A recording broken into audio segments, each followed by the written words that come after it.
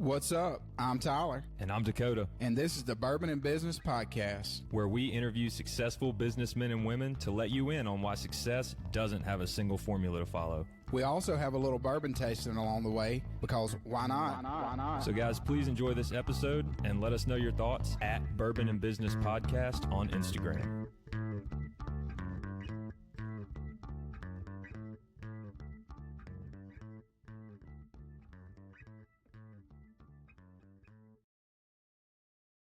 Coming to you from the Bourbon and Business Studio here at IPS in Flowood, Mississippi. I'm Tyler. And I'm Dakota. And this is the Bourbon and Business Podcast. How you doing this morning, Dakota? I'm great, Tyler. It's 9 a.m. and we're drinking bourbon. I love it. Can't beat it on a Friday morning. So I'm about to hear about some business. Yep. I love business too. So, well, you want to introduce our guest to us? I do. Today we have special guest, Dr. James Barnes, founder of Bricks to Clicks and marketing professor at the one and only Mississippi State University. Dr. Barnes, welcome. Thank you, guys. It's an honor to be with you, and I look forward to our conversation. Thank you. And it is a great day to be a Bulldog. It always is. Yep, it is.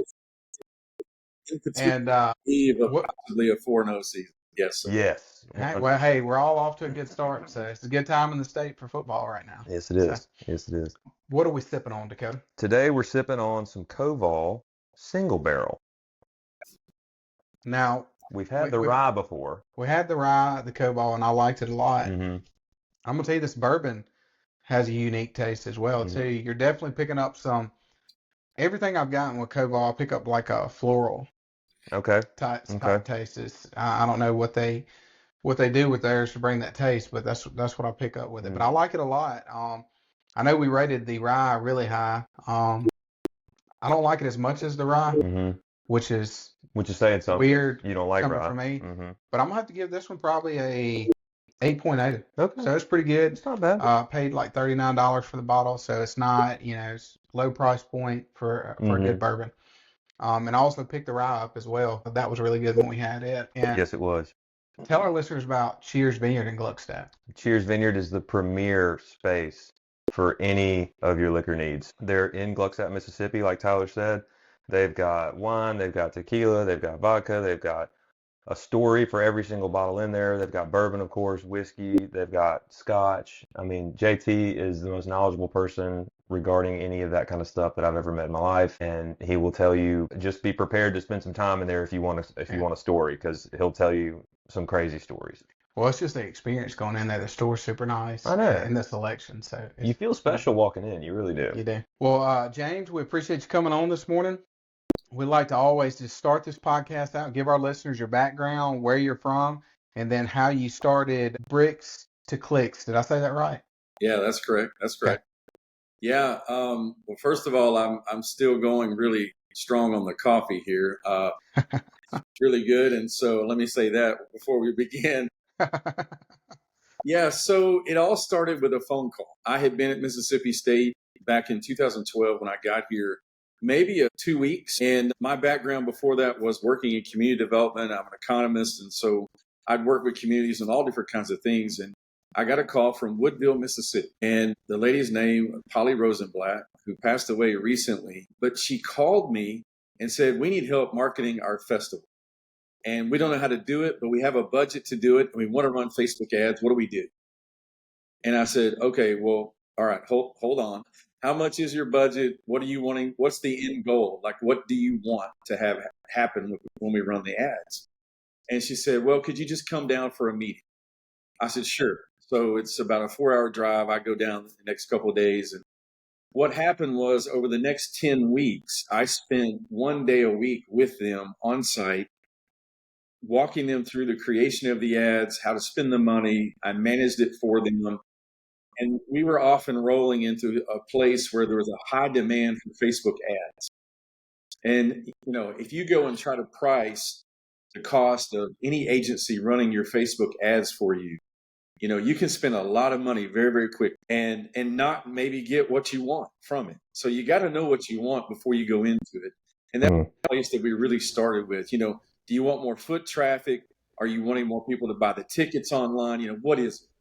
So that's where it all started. And so from there, the demand for Facebook ad training took off.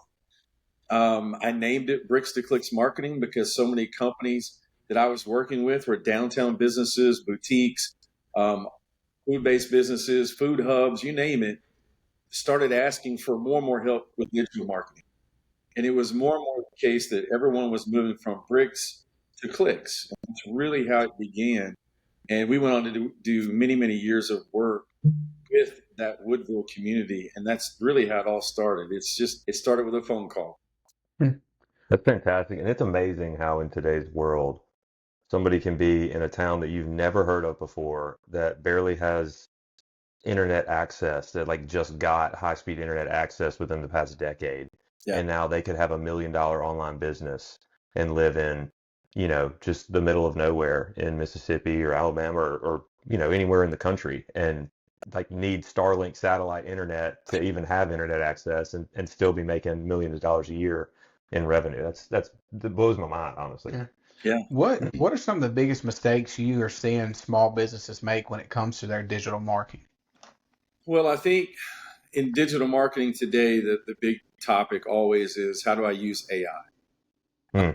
And at the end of the day, I think there are similar mistakes being made in using AI as there are in just doing marketing for the business to begin with. And so a lot of people will get into, let's try the new AI tools of all kinds, but they really don't still fully know their customer. And so what happens is, one of the big mistakes is they post content that's really for everyone. Mm-hmm. You know how it is. If you market to everyone, you sell to no one. Right. And so what happens is, you don't know who you're talking to. Your message doesn't connect. Everyone sees it. It's just really not very clear who you're really trying to attract the attention. And so what happens is we try to reposition companies to go back and let's really identify your ideal customer. What's the pain point they have? What's the solution you're selling that's going to solve that pain point? So we try to go back and fix that mistake. That's really what we try to do. But that is a big mistake made. And then if you jump into AI, it's going to be so super optimistic. It's going to tell you, yes, we can do this. Yes, we can create this about your customer and all that. But at the end of the day, we as business owners, you have to know your customer. You have to know the pain point that you're really solving. And so there's a lot of tools out there, but we need to feed AI at least those things about our customer before we ask it to do anything for us, especially on social media marketing. There's so many different tools out there that are AI driven, and they're wonderful. And the adoption rate is increasing every year for the last 3 years. I saw a report today from U.S. Small Business or U.S. Chamber of Commerce, and it's like 85%, I think, of businesses are using AI, and many are having super positive results. But if you don't do this first mistake, if you don't avoid it, you're going to spend a lot of money, even on a premium subscription, and you think you're going to have the ultimate strategy, and it's really going to be off brand, and it's really not interesting. So that's a big mistake. That's one of them. The prompt on an AI is just so important, right? And there's people now that I've seen on LinkedIn all over the place that are selling different AI agents that they've created through like 13 different prompts that you have to go through first, and they get this one agent at that point, and then you can create like this, LinkedIn campaign or whatever, and they're selling these prompts for like thousands of dollars. And in my mind, I'm like, is that legal? Like, can you just do, like, all you're doing is selling 13 questions that you happen to come up with, and you're making tens of thousands of dollars off these people who think they're inadequate or incapable of learning how to use this AI stuff, even though they're more than capable if they would just understand it. It's kind of like, I use taxes a lot as this kind of an example. People hear the word taxes and their brain automatically shuts off, and they're like, I don't know taxes. I can't do taxes. I'm not going to even look at it. I'm not going to try it. I have a CPA. They handle all that, right? CPAs can't even do taxes. Exactly. Nobody can do taxes, right? But you look at the IRS code and you're like, this code is so big. Well, that code's not for, like, you don't need every single rule in the IRS code. You only need certain ones that apply to your certain situation. And if you can learn those rules, then you can significantly increase your tax situation for the better. Yeah. But most people just don't even try because they hear that one word and they go, I don't know it. The AI is the same thing. You get to a certain age group in this world and it's like, AI, I don't know that. That sounds like technology. I'm not even going to touch it. Well, and part of that first mistake is a big one. The other one is that we often don't really know the customer journey that they're going to go through buy from us. Like we really haven't mapped it out, and we need to know both of those things in order to really have an effective strategy. If we jump into using AI, it doesn't know that, and so it's going to create one for you, and it may be a terrible strategy to follow. Yeah. Well, you touched on something there, about knowing your customer. And I'm curious, what are your thoughts? How important is it for that, maybe not the business owner, but for somebody in that business to have a presence almost like an influencer where people can say, hey, I can personally connect with this business and what they're doing. How much growth do you see on your social media when you have someone that can do that versus you're just putting out like a PDF type graphic for someone to see on a weekly basis? Well, I think it's all about access to networks, right? So if you have an influencer of someone that can connect with you and you can help each other, I think that's the name of the game. That's how you get more exposure. And at the end of the day, what everybody's trying to get is the same thing, and it's called attention. Mm-hmm. That's the currency we're all after if you're trying to get something to grow online. Having someone like that has a big network always helps, as long as it's on brand. Yeah. You want someone connected to you that's more aware. I'll go back to the Woodville example. The first year I worked with the community to do the Facebook marketing to promote the Deer and Wildlife Festival is what we were really trying to promote. The first year was just, let's do it. We learned a lot about it. And the next year, they brought in an influencer. They paid money up front to get Duck Dynasty's John Godwin to come in and spend, a day there at the festival. And so you can imagine the social media and what we did with ads and everything completely changed. The ads went out and people we knew would have brand awareness of him. And so we changed that whole strategy based on having that kind of an influencer involved. So it makes a big difference. If you can get it, get it. It'll make a difference if it's on brand. Yeah. And I think you're right. Obviously you have to be careful because you don't want to bring an influencer in that's going to be negative towards your audience that you're trying to target and run them away. But also we've recently seen, it is an odd phenomenon, but on social media, the crew tractor fishing situation. I don't know if y'all saw that, but it went viral here recently. But anyways, someone was fishing on some land and guy came up and told him, hey, you gotta get off the land. And it was funny how he said it. So it turned into this like meme type deal. Mm-hmm. And I was curious. I was like, I'm gonna go look at their Facebook page and just see what it looks like. And they have gotten hundreds of thousands of followers. Some of them now negative. Now there's a lot of people on there that's like negative, talking bad about them. And then there's the opposite side of it. But their social media has exploded. Mm-hmm. So it gives them the opportunity. They can make something positive out of it.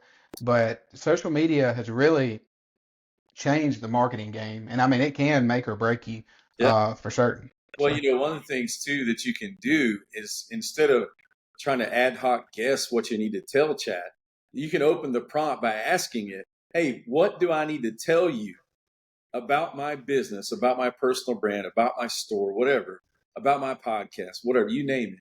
What do I need to tell you about this in order for you to effectively help me do these tasks? And you get very specific. And then before you hit enter, because if you hit enter too early, it'll just start giving you all kinds of stuff. I told it, hold on, just one more thing. And I want you to build this for me after we go through these questions. Like you tell it that goal that you're after, and then you tell it the role that you want it to play.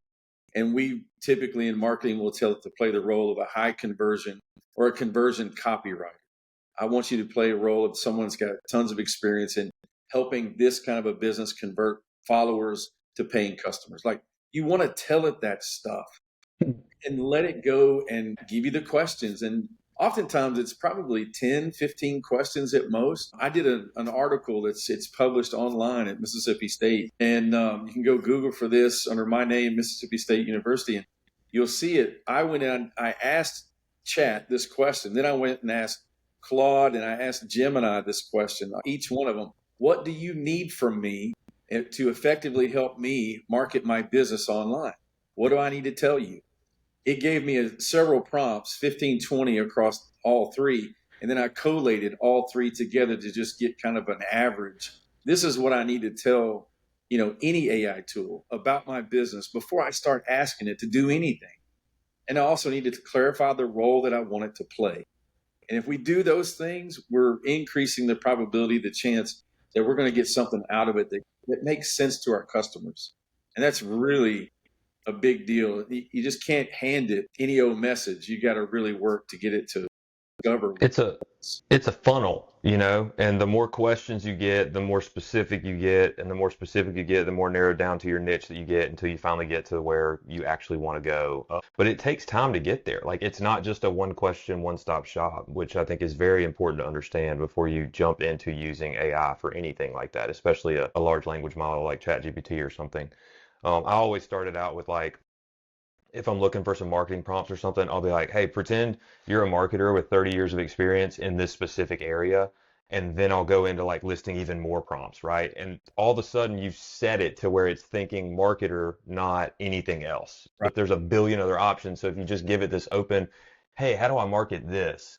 It's going to give you an idea, and it's going to sound really optimistic because that's how it's coded. Yeah. But it's not necessarily the best for your brand because you haven't given it parameters to stay within. You've got to give it the box to stay inside. Yeah, if we don't tell it the sort of core message that we want to portray and put out there to attract customers, then AI is going to guess, just like you're saying. It's going to be inconsistent. It's going to be off brand. And the worst thing is it's going to be forgettable. I mean, at the end of the day, if you're after attention, the last thing that you want is to do something that makes your messaging forgettable. Yes. And so we don't want to confuse our followers in any way whatsoever. And that's what's going to happen if you don't really know what that message is when you go to try to use chat or any of the AI tools. For sure. I'm curious, what is your take on like the psychology behind ads and messaging and things like that? Like, what do we need to be, as business owners, what do we need to be looking for? What kind of, articles, books, people do we need to study as far as like how to maximize our efforts for like getting behind, and I don't want to say this word, but I guess I'm going to, hijacking the human psyche as far as like marketing is concerned, because the big companies do it all the time. Sure. Between color profiles, how they use the words, how long it's on the screen, all that kind of stuff. I've even seen examples of like micro messaging where it's like a millisecond. You don't even know that you just saw a little Coca-Cola image on the screen, but it popped up and it was like, now it's in your subconscious and you're like, man, I'm thirsty. I want a Coke. I don't know why. Yeah. Just because Coke implanted this ad, in the Super Bowl commercial that you didn't even see, but it was there. It happens all the times when you watch movies too, right? You'll see a movie and you'll see a product go right by in the middle of a scene and you're like, oh yeah. And you don't pick up on it immediately, but you do see it. So that threw me totally off. On this part, can you tell me the question again? I got totally wrapped into something else. I was going to start a movie and I was like, no, that's not the path. What was the question again? Can we do? No, yeah. The question was, what's the psychology behind the human psyche and how do we hijack that? Well, the number one way that we do that is we tell a story that our customer wants to listen to. And the best way to do that is to talk about the problem that a customer has, and they're going to listen to that. Because when we do that, we're literally asking them, are you okay? Here's a problem we think that exists. We see this. And if they say yes to that, any of your content, then that's someone that you have a potential to sell to because you are selling something that solves that problem. So we talk problem first to our customers so that they lean in and listen more. And we use empathy to do it. So we try to encourage, hey, look, we can help when you're ready. We use phrases like that in marketing. But at the end of the day, it's about telling a story that our customers want to lean into. And that story is about making them the hero of everything that we do in our marketing. We talk about their problem. We talk about the solution that we sell or free services we offer that helps them solve that problem. And then we show them an image of success they can have if they take a step to do business with us. But storytelling is a sense-making device that we can use to attract attention of our customers. And more you use it effectively, the better and more attention you're going to get. And really, AI can help you do it, but you do need a framework. And so the one that we've been teaching here for the past 8 years has been the Story Brand Marketing Framework. We came out with a framework. all across Mississippi and everywhere how to actually create a brand message that customers will listen to. And so we teach the framework in just about everything that I do. We partner with StoryBrand. I teach it here in our master's program for students. And it's simple to learn, and it's effective, and it's going to help your customer lean in and want to listen to you. And I think that's the number one thing you can do. At this point with AI and how widely used it is now, we see all the time, especially on LinkedIn, you see a lot of people using AI to write their posts. And you can tell that kind of the people that are lazier than others. Obviously, some people may ask one question to the AI and then post it. Well, it's very evident that AI wrote it. There's a lot of things. When you're putting this, if you're taking something from the AI and you're posting it to social media, does that have any effect on the algorithm at all at this point? The social media algorithm or the AI? The social media. Oh, yeah.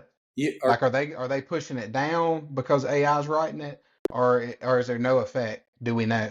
I don't know if we know. I certainly don't have the stats on it to know whether or not that's what they do. I know in the past, at least on Facebook, Instagram, if you connected a third-party scheduling app and you were scheduling all your posts, let's say Buffer, Hootsuite, whatever your thing is, if you were scheduling that from a third party into the platform, the algorithm would discount the reach because the platform wants you inside the platform scheduling it.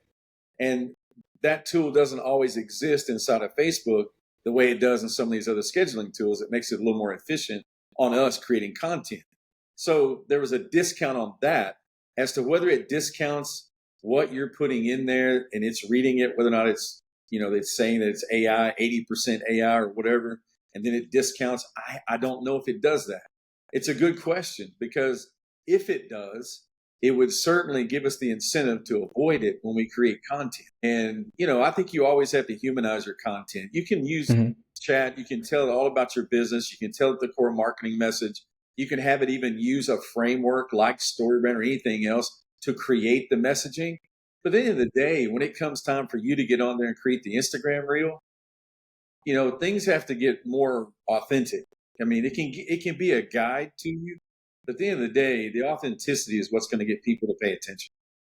Yeah, and I think that that's very important. And I think our society as a whole, we need to really think about this, because, no one wants social media to turn into everything we're reading on there is coming, from an AI bot that's been generated. And I think as a business, if you're putting that information out, if people are constantly, and especially if they can tell, they're like, okay, they're not spending any time on this. They're generating this information. They're churning it out. You really will, I think, lose followers for the business because of that. I mean, and I'm curious your take on this, Dr. Barnes, because I was talking with Adam recently, our producer and partner, and he was talking about like bots. And if you're not familiar with a bot, it's basically it's a program, and it's called like a bot network or a botnet. And essentially what can happen is it can be anywhere in the world, and these people route 100, 1,000, 1,500, 2,000, tens of thousands of different IP addresses and cell phones, however many they have on their system. And it's kind of those pictures that you see of all these phones all connected into like this one cord, into this one server. And it'll bounce around and ping IP addresses so you can't track where it actually is located. And they will have fake profiles that these people have created, and they will use these bot works to go and just hammer a small business. And they will use that to hold them ransom, is what Adam was telling me, on Google reviews. And they will leave 15 Google reviews, and it'll be like, hey, the owner actually hit me, he screamed at me, he cussed me out, this is the worst service I've ever had. All these one-star Google reviews, and it pushes your SEO down, because now you have a bunch of one-star Google reviews. Even though you had 1,000 5 stars, now you're down to 4.5, now you're down to 4, now you're down to 3.5 averages because of these bot works. And they're like, hey, you pay us this sum of money, otherwise we're going to just completely ruin your business on Google. Like, what do you do about that? Is there a way to combat that? I mean, how do we function with that? Yeah, that's a great question. I have no idea how you combat that. I have not been in a situation like that. I've been in many other situations, some where companies, Facebook locks them down. They say, okay, violation of terms of this and that. And there's usually a process you can go through, and Sometimes it's successful. You get the page back. Sometimes you don't. And but on that note, I have no idea how to get through that. That is one of the downsides to using anything and everything online, right? I mean, this is the challenge of being online. But there's plenty of good out there to use the tools that we have. That's the good thing. AI does a lot of tools, especially for marketing, to create content. But how to solve that one, I have no idea. That's a great question. You need to ask Adam that question. I think eventually, I mean, Adam told me Google is like just now starting to become aware of it. And so they're like trying to go in and like erase those reviews and stuff. But you have to like report every single one. And then, a couple months later, you might get a response back from their team. It's just not super important because it doesn't make them money. So like, why would they pay attention to it, right? Yeah. But at the same time, I think the authenticity that you were talking about earlier is going to be so key there, because if I know Tyler and I read his review on his website and it says Tyler cussed me out in a meeting, he's never going to do that. I know that's a fake review, right? Because I know Tyler, right? And so that's why it's so important to know your customers and actually develop that personal connection with them, not just that business side, but like, hey, this is who I am as a person. This is an insight into how I operate, not just at business, but also at home. Like this, it's authentic. It's who I am. That way your customers know, like, hey, I know that's not a real review. I think if I was being held hostage as a business owner in that scenario you gave, I think one of the things that I would do, if nothing else, I'd report and do all those standard things. But I think I'd actually get on Instagram and create a reel. And I would tell about the problem, and I would ask other people, hey, are you going through this? Do you know somebody going through this? What's everybody else doing? I would actually use the platforms as a way to discover the problems. Yeah. Bring it into the light. That's essentially what you'd be doing, is bringing that sort of ill will practice into the light and asking the community on Instagram or Facebook or wherever you're on, hey, is anybody else experiencing this? Come up, look at some of the hashtags, right? Do a little research on that. See if you could get something going like that. And a couple of people to comment on your stuff to see if you can get the algorithm to push it on out a little further. I think I'd take that step for sure. That's good. What would you tell a small business that's listening to this today? They have a very limited budget. Maybe they're just getting started and they can't afford to pay anybody to help with their marketing. What are some practical steps they can take to really get their business off the ground? Well, if we're talking about using these tools, and I think that's what they should try to do. Number one, they probably know their business really well based on what you just said. They know their business. The thing that they need to focus on is the messaging. They know their business. They know the customer journey. What is your core message? What is the message that you're going to put out there that's going to attract the attention of your customers? That's the number one thing to know once you understand the business and the other things, which they do if they're out there and they're listening. How do I actually get my message clarified?